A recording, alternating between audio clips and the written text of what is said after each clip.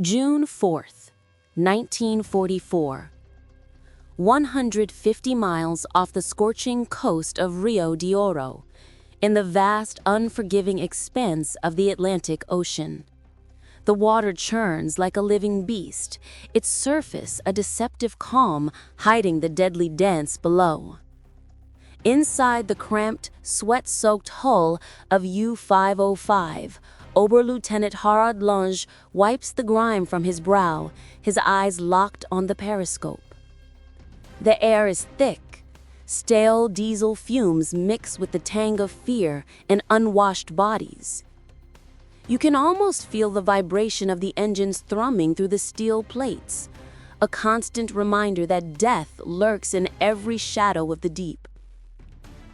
The crew, 59 souls crammed into this iron coffin, moves with the precision of men who've danced with doom too many times. Machinist mate Hans Gobler checks the gauges, his hands steady despite the knot in his gut. They've been at sea for weeks, hunting Allied convoys like wolves in the night, but today feels different. The sonar pings echo faintly, too faint to alarm yet, but enough to set nerves on edge. Lange barks orders in clipped German, his voice cutting through the hum. Dive to 100 meters, silent, running.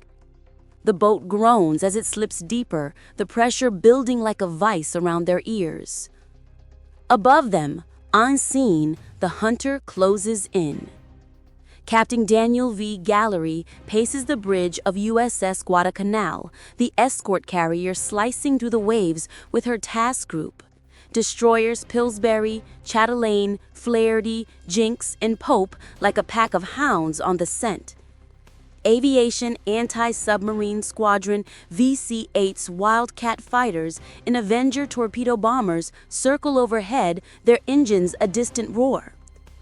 Gallery's plan is bold, unorthodox, not just to sink the U-boat, but to capture it. Intelligence whispers of Enigma codes, the holy grail of naval warfare. But down below, Lange and his men know nothing of this. To them, the Americans are the barbaric enemy, fed on the tales of torture and execution from Goebbels' propaganda machine. Suddenly, the sonar operator's face pales. Contact! Hedgehog explosions incoming! The world erupts. Depth charges rain down like thunder from the gods, slamming into the water with deafening booms that rattle the hull. Lights flicker, pipes burst, spraying icy seawater. Men shout, scrambling to seal hatches as the boat pitches violently. Gobler clutches a bulkhead, his mind racing. Is this the end? The one that finally claims them? Lange orders evasive maneuvers. Hard to port, blow the tanks. But the attackers are relentless. Chatelain's depth charges bracket the sub, forcing it to surface in a desperate bid for air. Bubbles erupt on the surface as U-505 breaches like a wounded whale, her conning tower gleaming wet under the tropical sun. Machine guns from the destroyers chatter, raking the deck. Lange is hit, blood blooming on his uniform as he collapses. The crew pours out, hands raised, white flags waving frantically. Capitulation! We surrender! They cry, plunging into the swells. The sea is chaos, waves crashing, shouts in English and German mingling with the whine of aircraft engines. American sailors on Pillsbury lower boats, hauling the bedraggled Germans aboard, their faces a mix of triumph and caution. But as the captives drip seawater onto the deck, shivering in the sudden heat, something shifts. No rifle butts to the ribs, no snarls of hatred. Instead, a young ensign offers a blanket to Gobler, his eyes steady, but not cruel. "You okay?" he asks in broken German. The U-boat men exchange glances. This can't be right. Propaganda painted the Yankees as monsters, ready to string them up or worse. Yet here they are, alive, as their sub is towed like a trophy. What comes next? Interrogation? Torment? Or something they never dared imagine? The deck of USS Pillsbury rocks gently under the late afternoon sun, salt spray still clinging to the Germans' soaked uniforms. Hans Gobler stands barefoot, wrists loosely bound with light line, more to keep the sailor's nerves calm than to restrain him. His lungs burned from swallowed seawater, but the fear is worse. Every second he waits for the shouting to start, for the fists, for the dark hold where the real questioning begins. It never comes. A broad-shouldered American bosun with a Bronx accent walks the line of prisoners, pulling a crumpled pack of Lucky Strikes from his shirt pocket. He offers one to the nearest German, a 19-year-old torpedo man whose name Gobler never learned. The boy stares at the cigarette like it's a live grenade. The bosun grins, lights it for him, then moves on. One by one, every U-boat man gets a smoke. Real American tobacco, rich and sweet. Nothing like the ersatz weed they rolled from oak leaves back in Lorient. Gobler takes his first drag and nearly coughs his soul out. The nicotine hits like a depth charge of warmth. He looks up, confused, and catches the eye of Lieutenant Albert David, the boarding party commander who just led the sprint across U-505's deck under fire. David is still breathing hard, pistol on his hip. Yet, he nods, almost politely at Gobler's cigarette, as if to say, "Good stuff, huh?" Then comes the food. From the galley hatch wafts a smell that makes grown men sway on their feet. Real coffee, frying bacon, fresh bread. Not the thin acorn brew and sawdust loaves they lived on for months. A mess attendant, black sailor, white apron, easy smile, carries out a tray of thick sandwiches, ham, cheese, real butter, piled higher than any ration card in the Reich ever allowed. He hands one to Lange first, the wounded captain now propped against a bulkhead. Pale but conscious, Lange stares at the sandwich like it's a mirage. "For me?" he asks in halting English. The cook nods. "Eat, sir. You look like you need it." The Germans devour the food in stunned silence. Crumbs fall on steel decks already stained with their own blood from minor wounds. No one is counting bites. No one is watching to see who eats more than his share. Gobler finishes his sandwich and, without thinking, licks butter from his thumb. The simple act feels obscene, luxurious, almost sinful. A sailor notices the prisoners shivering in the evening breeze and disappears below. Minutes later, he returns with an armload of clean dungarees and denim jackets, standard U.S. Navy issue. "Strip out of those wet rags," he says, tossing the dry clothes over. No guards hover with rifles, just men handing men clothes. As Gobler pulls on the warm shirt, the reality starts to crack something inside him. These are the same enemies who just tried to kill them 20 minutes ago. The same destroyer that dropped the jet charges that ruptured his eardrums. Yet now they are dressing his wounds with sulfur powder, offering coffee refills, and asking in careful German if anyone needs a doctor. High above on Guadalcanal's bridge, Captain Gallery watches through binoculars. He allows himself half a smile. The capture is already the stuff of legend, first enemy warship taken on the high seas since 1815. But Gallery wants more than the boat. He wants the crew talking willingly. And he knows hunger, cold, and fear are lousy motivators compared to a full belly and a dry bunk. Down on Pillsbury's deck, Hans Gobler stubs out his cigarette and dares to ask the question burning in every German mind. What happens to us now? The young ensign who gave him the blanket earlier shrugs, almost apologetically. Dinner, a shower, and a card game if you're up for it. Then we sail for Bermuda. After that, honestly, fellas, you're gonna see things back home that'll make you wonder why you ever fought for that son of a bitch in Berlin. Gobler doesn't answer, but for the first time in years, the knot in his stomach isn't fear. It's something dangerously close to hope. And that terrifies him more than any depth charge ever did. Night falls over the task group, the Atlantic now a black mirror reflecting a million stars. USS Guadalcanal steams west at a leisurely 12 knots, her prize U-505 trailing astern on a tow line like a chained sea monster. Below decks, in the enlisted mess turned makeshift POW lounge, the impossible is happening. Hans Gobler sits at a steel table bolted to the deck, a mug of real cocoa steaming in front of him. Across from him is motor machinist mate third class, Tony Pisnak from Brooklyn, dealing cards with the easy swagger of a man who's never known rationing. The game is poker. The stakes are cigarettes and chocolate bars. The players, 8 German submariners and a dozen American sailors, laughing like old shipmates. You can almost taste the disbelief in the air, thick as the cigarette smoke curling toward the ventilation ducts.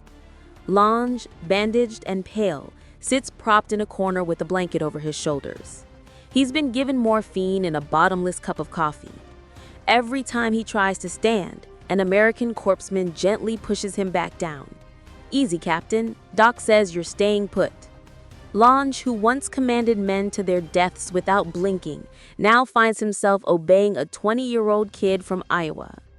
A chief petty officer with a handlebar mustache produces a wind-up phonograph and sets the needle on a Glenn Miller record.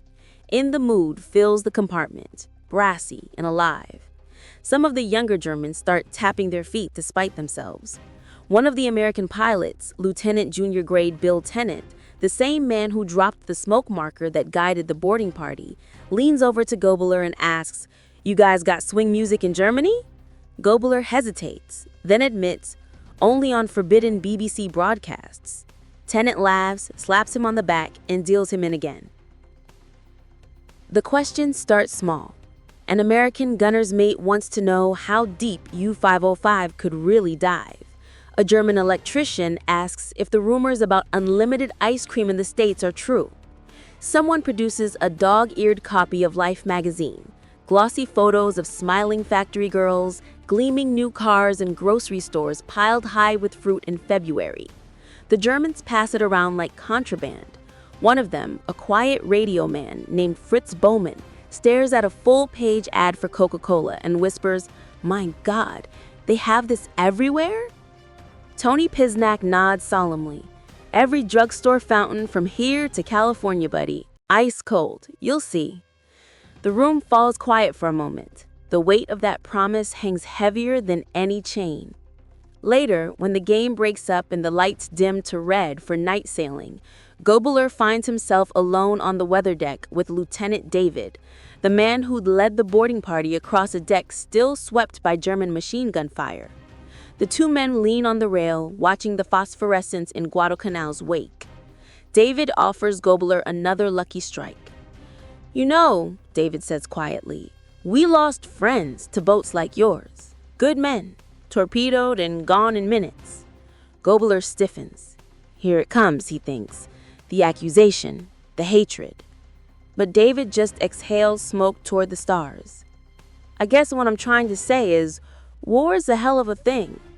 Doesn't mean we have to be monsters when it's over." Gobler stares at the glowing tip of his cigarette. Somewhere inside him, a wall he didn't even know existed begins to crack. Below them, in the captured U-505, American sailors are already stripping out codebooks, tearing Enigma rotors from their housings. The intelligence haul will shorten the war by months, save thousands of lives. But up here on deck, something quieter and just as deadly to the Third Reich is happening. One by one, the U-boat men are starting to talk. Not because they're being threatened, but because for the first time in years, someone is treating them like human beings. And that simple, devastating kindness was a weapon Hitler never saw coming. June 12, 1944. Bermuda's turquoise waters glitter under a merciless sun as USS Guadalcanal glides past the breakwater, U-505 still trailing behind like a ghost that refuses to sink. The harbor is sealed tighter than Fort Knox. No mail in or out. No phone calls, no shore leave for anyone who knows the secret. The 59 Germans are about to vanish from the war. As the gangway drops, Hans Gobler squints at the palm trees and white barracks in the distance. American Marines in crisp khakis stand at parade rest, rifles slung, not aimed. A Navy band strikes up Sweet Georgia Brown instead of a march. The prisoners shuffle down the gangplank, half expecting the illusion to shatter and the real brutality to begin. It never does. They're marched to a waiting bus with screened windows, so they can't see the route, the Americans explain politely. The driver hands each man a paper cup of ice-cold Coca-Cola. Real Coke, syrupy, fizzy, with ice cubes clinking like tiny bells. Gobler sips and feels the sugar hit his bloodstream like schnapps. Fritz Baumann, the radio man, actually moans out loud. The bus winds through lush hills to Camp Ruston, Louisiana, though the Germans won't learn the location for months. The Geneva Convention says prisoners must be housed in the same climate they're used to, so the U.S. Army picked the hottest, most humid corner of the South for its U-boat men. When the gates swing open, the first thing the Germans see is a baseball diamond. Second thing, a line of Red Cross nurses handing out cartons of Chesterfield cigarettes and candy bars. Inside the compound, the barracks are spotless. Each bunk has clean sheets, a pillow, and a small locker. A loudspeaker crackles to life and announces in perfect German, "Welcome to the United States. Supper is at 1800 hours. Tonight, fried chicken, mashed potatoes, corn on the cob, and all the milk you can drink." The men stand frozen in the doorway, mouths open. That night, after second and third helpings, Gobler walks the compound in a daze. The barbed wire is there, yes, and the guard towers, but the guards wave and call out "Gut Nacht." The camp cinema is showing a Betty Grable movie tomorrow. There's a library with German books, Goethe, Schiller, even some forbidden titles the Nazis burned. A workshop where prisoners can build model ships. A canteen that sells beer, 3 bottles per man, per week, real Pilsener. One of the older prisoners, a chief machinist named Karl Donitz, no relation to the Grand Admiral, corners Gobler by the volleyball court. They're trying to break us, all this luxury. It's psychological warfare. Gobler watches 2 Americans toss a football with a couple of younger U-boat men who are laughing so hard that they can barely stand. "Maybe," Gobler says slowly, "they're just showing us what we were fighting to destroy." That night, in the darkened barracks, a few die-hard Nazis gather in the latrine to whisper about resistance, about honor, about never betraying the fatherland. But their voices are drowned out by the sound of 60 men snoring on real mattresses for the first time in years. The next morning, the camp commander, Colonel Lloyd R. Garrison, calls the prisoners together. He speaks through an interpreter, calm and direct. "Gentlemen, you are prisoners of war. You will be treated according to the Geneva Convention. You will not be asked to work against Germany. But you will see America. You will eat our food, read our newspapers, listen to our radio, and when this war is over, you will go home and tell your people what you saw." He pauses, letting the words sink in. "Some of you will hate us for that. Most of you, I suspect, will not." In the silence that follows, Gobler feels the last pieces of the world he knew begin to slide away. Because the most dangerous thing the Americans have just done isn't capturing U-505. It's letting the crew live long enough to realize the Reich lied about everything. And some truths, once seen, can never be unseen. December 1944. A thin layer of snow dusts the Louisiana pine trees outside Camp Ruston. the first white Christmas most of these submariners have seen since childhood.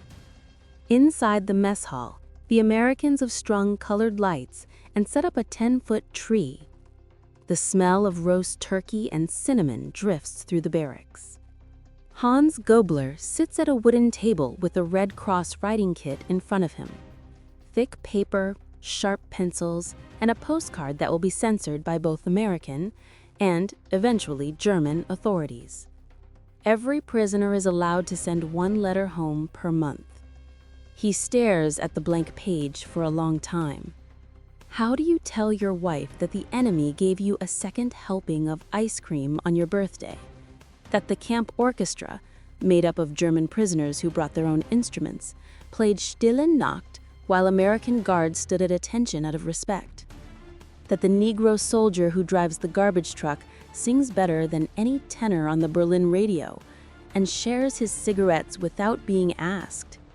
How do you explain that you cried, actually cried, the first time you tasted real butter again? Gobler starts writing, then stops, crosses out entire paragraphs. The censor will cut anything that sounds like propaganda anyway. But the bigger problem is that the truth itself feels like treason. Across the room, Harald Lange, now fully recovered and promoted to spokesman for the prisoners, is writing his own letter. He has already made his choice.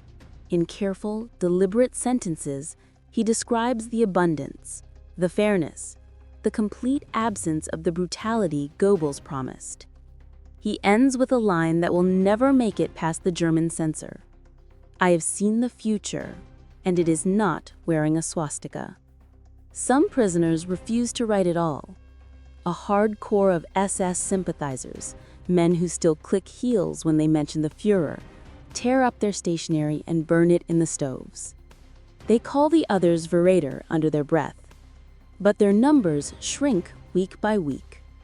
Because every Thursday, the camp truck drives into town and comes back loaded with wonders. Crates of oranges, sacks of real coffee, boxes of Hershey bars the Americans trade for carved wooden models the prisoners make in the workshop.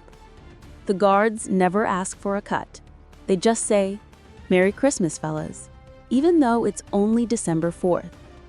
One evening, a new arrival is marched in. The crew of U-1228, captured off the Azores only weeks earlier. They are gaunt, defiant, eyes full of the old hate. The Rustin veterans watch in silence as the newcomers snarl at the American sergeant offering them coffee.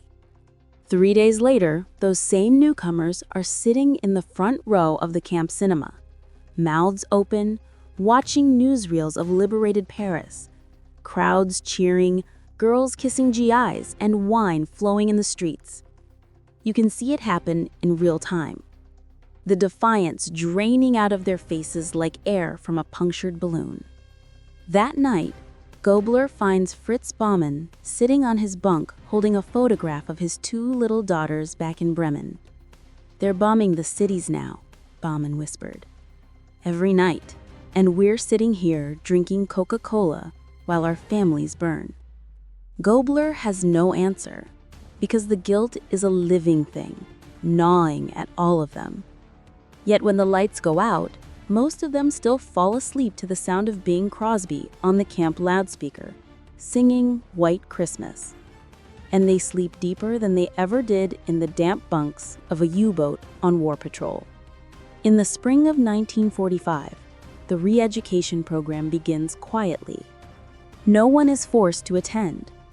The Americans simply open a small library room with newspapers, books, and a map on the wall marked with the real advances of the Allied armies, not the fantasy lines the Völkischer Beobachter still prints. More and more prisoners drift in. They read about Buchenwald, about the death marches, about the things their own government did in. They read, and something inside them dies, and something else is born. By the time the war ends in May of 1945, only a handful of men in Camp Rustin still give the Hitler salute when they think no one is watching. The rest have already started practicing a new phrase, awkward on their tongues, but growing easier every day. Thank you, America. May 8th, 1945. The Louisiana sun is already brutal at 0900. Cicadas screaming in the pines like air raid sirens that no longer matter. Hans Gobler is on fatigues duty, raking the baseball diamond with Fritz Bowman when the camp loudspeaker crackles louder than usual. The voice of the American commander, Colonel Garrison, comes through calm and clear, first in English, then in German. Gentlemen, Germany has surrendered unconditionally. The war in Europe is over. For a moment, nothing happens. A rake stops mid-stroke, a volleyball rolls forgotten into the dust. Then someone drops to his knees, not in prayer, but because his legs simply give out. There's no cheering, no celebration, but the sound none of them have ever heard before. 500 German fighting men crying at the same time. Gobler feels the tears on his own cheeks before he realizes they're there. Relief, grief, shame, and something vast and nameless crash over him like a wave. Bowman grabs his shoulder, knuckles white. It's over, Hans. My God, it's really over. Across the compound, Harald Lange stands at attention in the shade of Barracks 7, staring at nothing. An American guard, barely 19, freckles across his nose, walks up and silently offers Lange his hand. After a long second, the U-boat captain shakes it. No words, none are needed. That afternoon, the rules change. The gates open. Not to release them yet, repatriation will take months, but to let them walk outside the wire for the first time. A column of former Kriegsmarine men in clean but faded dungarees marches down a dusty Louisiana road, escorted by 2 smiling MPs who keep their rifles slung. They're taken to a nearby farm. The farmer, a weathered man named Mr. Thibodeau, has set up long tables under the oaks, fried catfish, hush puppies, watermelon, and gallon upon gallon of sweet tea. A sign hand-painted in red, white, and blue reads, "Welcome, boys. Glad it's finished." The Germans eat until they can't move. Children from the farm climb into their laps, asking for buttons and insignia. One little girl gives Gobler a dandelion chain and calls him Mr. Soldier in a syrupy drawl. He pins the yellow flowers to his shirt and wears them the rest of the day. Back at camp that night, the Americans throw open the canteen and issue every man an extra 6 beers. No limit tonight. A scratch band starts up. 2 German violinists, an American sailor on guitar, and a cook from New Orleans on a beat-up trumpet. They play everything, waltzes, jazz, country, swing, until the music blurs into one long, impossible hymn of survival. At midnight, Gobler steps outside for air and finds Lange sitting alone on a bench, staring at the stars. "What happens to us now, Herr Captain?" Gobler asks quietly. Lange lights a Chesterfield. American cigarettes now feel as natural as breathing, and exhales slowly. "We go home, Hans. We go home and we tell them the truth. All of it. About the camps, about the lies, about what we saw here." He pauses, voice dropping to almost a whisper. "And if they hang us for it, at least we'll have lived long enough to see men treat other men like men again." In the distance, the band strikes up Lily Marlene, first in German, then in English. Voices from both sides of a war that no longer exists rise together into the warm southern night. For the first time in 6 years, Hans Gobler falls asleep without dreaming of depth charges. He dreams instead of a little girl in Louisiana giving a former enemy a crown of dandelions. And somewhere across the ocean, in a ruined Reich that no longer knows what to believe, the first seeds of a new Germany are already taking root, carried home in the hearts of 59 submariners who once expected torture and found humanity instead.